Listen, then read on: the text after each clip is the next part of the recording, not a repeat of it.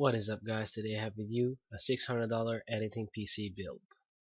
Now this build is concentrated more at the budget PC editors. Those who like to use 3D applications like Maya or Cinema 4D, or if you want to do some powerful video editing. Performance wise, I loaded up Cinebench, which is an overall benchmark. For the CPU side, we got 564 Cinebench points, and for the graphics, we have a total of 82.90 FPS, which is a great benchmark score. Since this PC is very powerful, we can also do some gaming on it, so I loaded up a copy of Skyrim, and the average was 58 FPS, so it's a real good score. The next game, I loaded up a copy of Grand Theft Auto 4, and it was able to run it at 56 FPS average. So let's get started. For the CPU for this build, we have the AMD FX 8320, an 8-core CPU clocked at 3.5 GHz, and since it has more than 4 cores, it can easily handle multi-threaded applications without a sweat. And one of the applications I used that used 8 cores while rendering was Sony Vegas Pro 12. So it can be a little bit quicker than your regular quad-core dual core, but it's not gonna set you back that much, coming in at around $150. For the graphics card for this build, we have the Asus GeForce GTX 660 2GB video card. Now this card has 2 GB of GDDR5 memory, it has a core clock of 1.02 GHz, and its cooler design is one of the Asus best, the DirectCU2. So this thing isn't gonna go as hot as the other cards. And this thing will run you about $180. For the memory, we have Corsair Vengeance RAM. Now this RAM is rated at 1600 MHz. It's 8 GB, so that's 2 4GB sticks of RAM, and it's high quality because it's from Corsair. And this will run you about $80.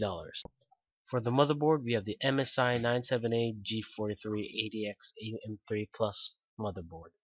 Now this board supports our AM3 Plus processor, as well as 4 DIMM slots to put your RAM in.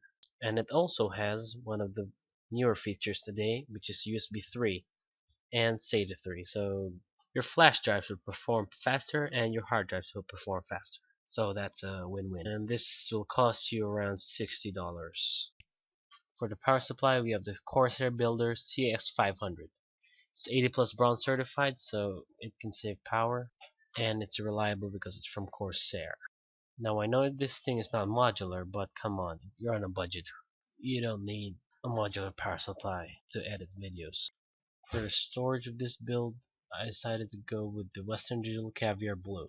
It's 7200 RPM, so it's decently fast, and it's got 1 TB of capacity, so it's got plenty of room for games, pictures, media, and all that kind of stuff.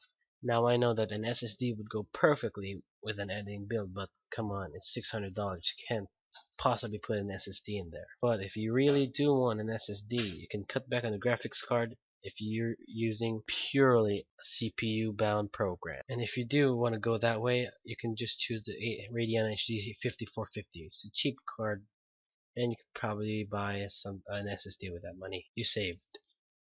For the case, I chose the BitFenix Comrade ATX mid-tower case. Now this case supports everything we need inside of it, and it's decently big enough. And it's also decently built.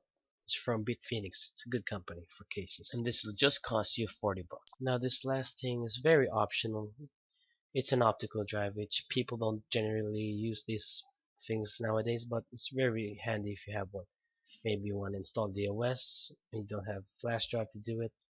Or if you have a CD and want to burn music onto it, this is what you'll get. It's just a cheap LG DVD writer drive at just around $16. And that is it guys, a $600 budget editing PC build. Hope you enjoyed. Like, comment, subscribe. Peace out.